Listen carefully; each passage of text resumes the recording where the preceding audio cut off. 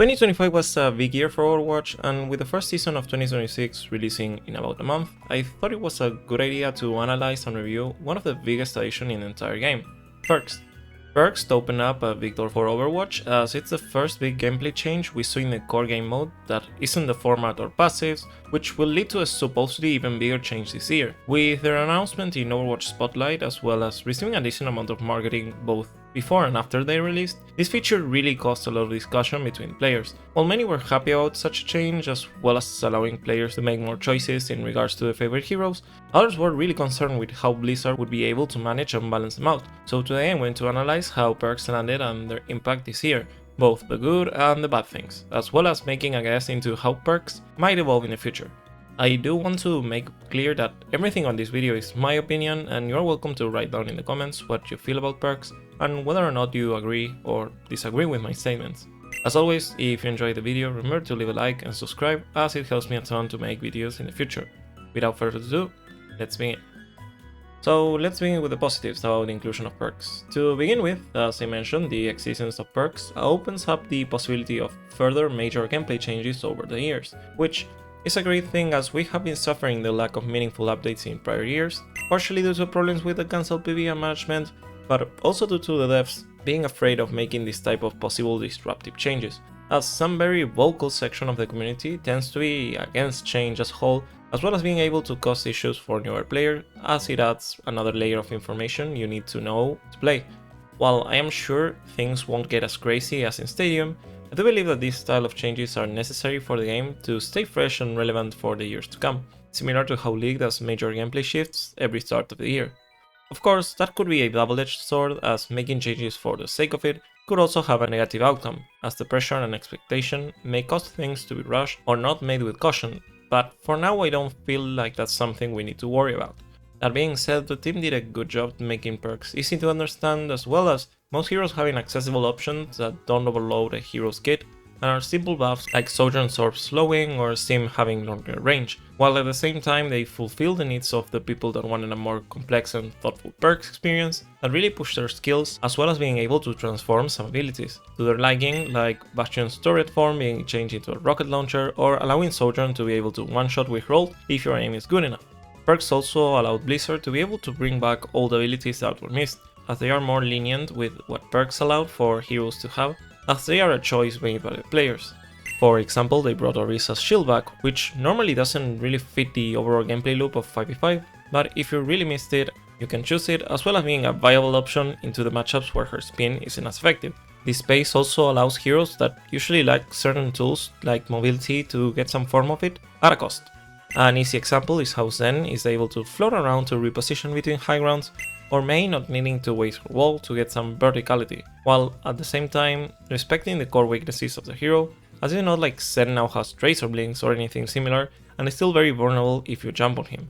We did see some perks that really broke what heroes should be allowed to do, like Ana's self-nano making her incredibly hard to dive, or Kiriko's shuffling completely nullifying the risk of TPing to someone in the middle of a fight, but those were eventually removed, with Blizzard acknowledging not only how game-breaking they were, but also how they were picked literally every game, even if the other option was good, as I felt almost like cheat codes. It's also worth mentioning that perks for some heroes opens up as a way to help against the world matchups, with Orisa's shield, as I previously mentioned, being one of the most clear examples, as suddenly she has defensive tool that doesn't get notified by beams X areas, but we also have others like Mauga, who can invest on his charge against matchups that are able to deal with his gun reliably, like D.Va, or Brig having her minor perk that allows her to make a better use of her passive against longer range comps. It's a shame not every hero is really able to have these options, as well as the fact that the enemy can just swap after you choose your perk, making the choice suboptimal, but overall, it really helped the counter swap issues a little bit. Now on to the negatives. There are 3 issues that I think should be solved to make the system as perfect as it can be.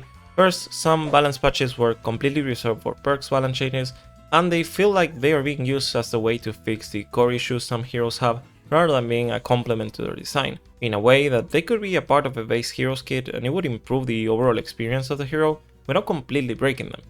We did get our first perk into base kit change with Juno being able to crit,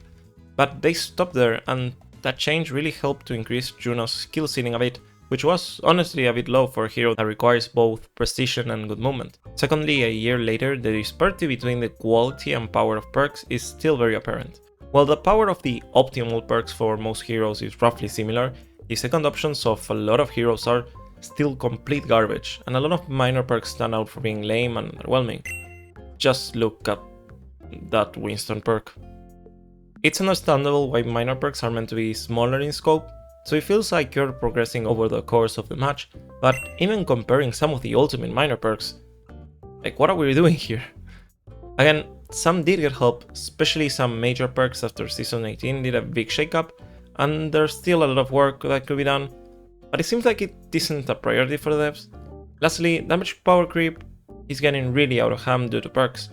On one hand, we saw no increase in overall durability like in Season 9, well, basically every hero has a perk choice to increase their offensive capabilities or straight up damage output, and while there are some defensive or utility choices, realistically they will always be less popular than just going for damage, even if they're stronger, meaning the average damage on a game has gone up by a lot. The worst offender is Cassidy, who has both a minor and a major perk choice that increases her burst damage tremendously, making him a lot more frustrating to deal with, and I believe most people would agree that his sudden burst damage buffs feel really bad to play against. It is partially a balance issue, as making other options more compelling would at least help with not seeing those options every game, but without general changes towards dealing with burst damage, these issues will still exist as the general player base will always go towards those big damage choices. For the last section, I will diverge a bit and talk about what I think is going to happen with perks and what Blizzard might release this year, and why I believe this will be the case. I don't believe they're going to make a completely new system like team-ups or anything like that, but an evolution of the perk system that's similar to the talent system you may find in games like Heroes of the Storm or Dota, where you will choose multiple upgrades either over time or at the start of the game that will include perks as some of those options. I want to be clear, I might be completely wrong, but with how they left aside perks after Season 18, with them making barely any further changes, as well as a team not wanting to overload the game with systems like perks, passive, etc., a progression of the existing system with a much riskier approach and potential would be amazing for the game, as you could really feel like you're customizing your hero the way you want to play it. Of course, a full customize your hero kind of deal would be even crazier, but that would probably take an insane amount of work that's very unlikely to happen in a year, if at all.